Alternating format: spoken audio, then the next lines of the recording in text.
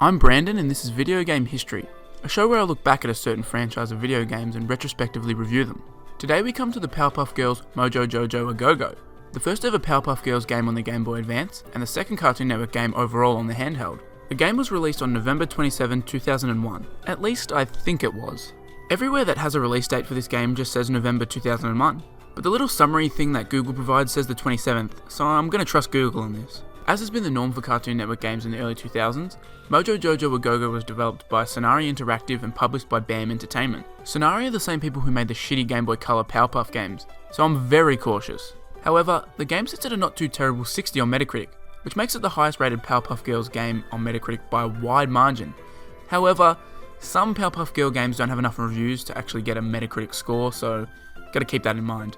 The majority of the reviews lead to dead links, but the publications I trust seem to all be around the 60 mark. IGN gave the game a 65, while GameSpot gave it a 63 and Game Informer a 60. The lowest of the respective reviewers, G4, gave it a 40. Similarly, Game Rankings have the game at a 62.62%, which puts it as the second highest rated Powerpuff game. Sonari have a poor track record, but critics seem to think the game is okay, so let's jump in and find out for ourselves.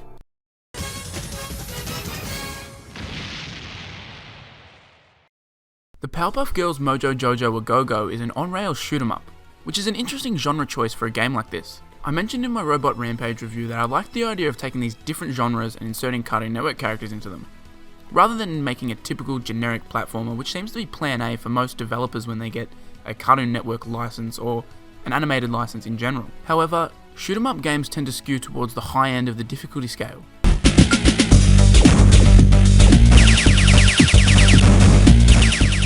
The story of the game is pretty basic. Mojo Jojo has created an army of robots, or Mobots as he likes to call them, and has stolen Chemical X. Before each level you get a little cutscene, which look nice. I guess cutscene is the wrong word. Slideshow is probably more appropriate.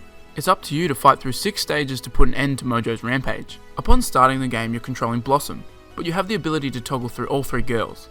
The girls have a projectile and melee attack, and can also pick up various items throughout the stages and use them as weapons. When one girl dies, you can keep going with the other 2 girls. Essentially, the 3 girls act as your 3 lives for each level.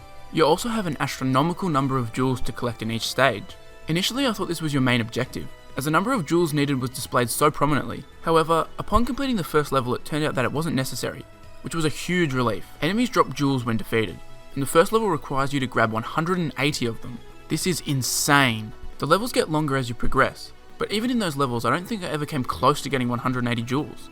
It also doesn't seem like collecting all the jewels does anything. It actually feels like they function the same as the collectibles in Sonari's other Powerpuff games, which were similarly useless. Going back to the gameplay, this game is straight up a bullet hell shmup. You can pick up various power-ups throughout the level to increase your attack power and alter the type of shot your projectile attack does. You come across one of these every few seconds, which is necessary because trying to play without any power-ups is a disaster.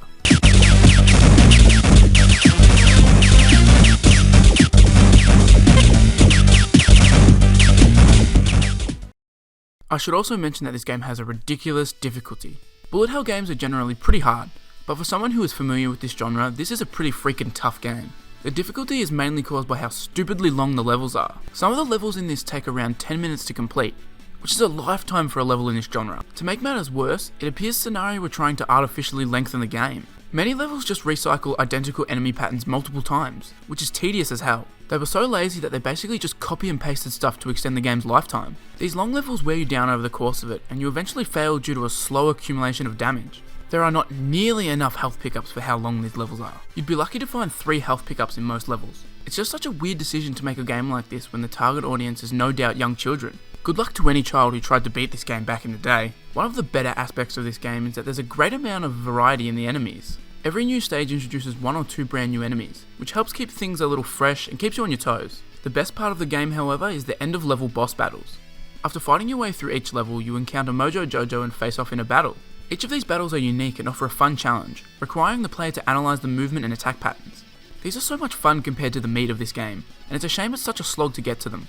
The final level sees Mojo escape into space and the girls follow suit. This level is so much more tedious than anything else the game throws at you, and it left me begging the game to just end already. For starters, the final level is significantly longer than any of the other levels, making it a pain in the ass to get through. While the game has had the screen scroll vertically or horizontally up to this point, this level for the most part scrolls diagonally, which makes fighting and dodging enemies a million times harder. It also makes it so much easier to miss power-ups, and if you don't have a power-up equipped at all times in this level, you're as good as dead. To top it all off, they introduced the worst enemy of the game, a robot that spins around and fires off bullets. One of these enemies on their own isn't too bad, but they send 2 or 3 towards you at a time, which makes it impossible to not take at least one hit. The invincibility frames you get when you hit are so short in this game that in this level you basically get trapped in a cycle of taking damage until these enemies fly off the screen. You basically need to grab every single health pickup and extra life throughout this level if you want to survive. Eventually I made it through the level and defeated Mojo's huge robot, which signaled the end of the game. It took me about 3 hours to complete all 6 levels, but without the artificial lengthening of levels, it feels like it should have only taken around 2 hours. Ready or not, here I come!